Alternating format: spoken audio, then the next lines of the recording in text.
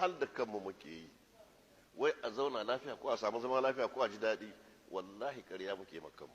sai an yi adalci kowa an ba shi haƙƙinsa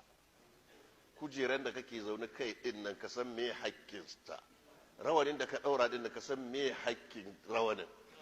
ba ka ji daɗi ko ka tara kuɗi ba wallahi kana wahal da kanka ne kana ɓata ma kanka lokaci ne Allah yana kallon ka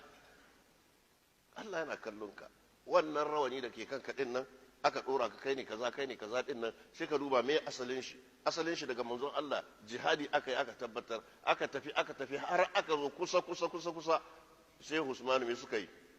jihadi suka yi aka tabbatar da me shari'ar musulunci in sun wayi gari suka zo wajen zama me suke yi duba ake yi me bukatar mutane wannan ta zo an kwace min figona an kwace min gidana an mun shekara 40 muna zaune race course an zo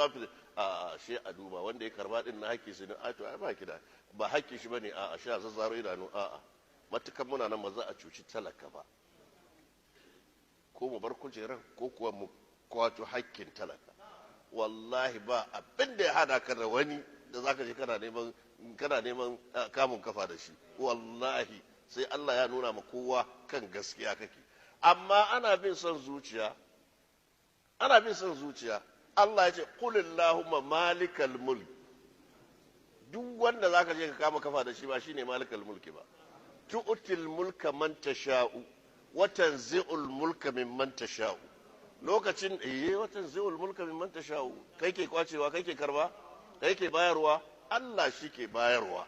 sai ka nema a gare shi amma baka adalci jin daɗi kake yi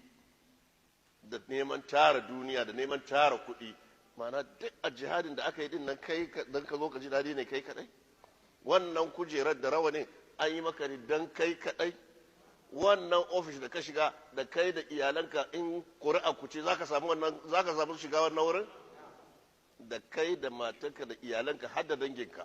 yawan ku ya isa baka wannan kujerar sai da talakawa suka sha wahala suka gaji suka je suka yi suna Allah Allah in ka zo ka zamo zaka sai ka zamo da ka zo ka zamo sai kuma ka zamo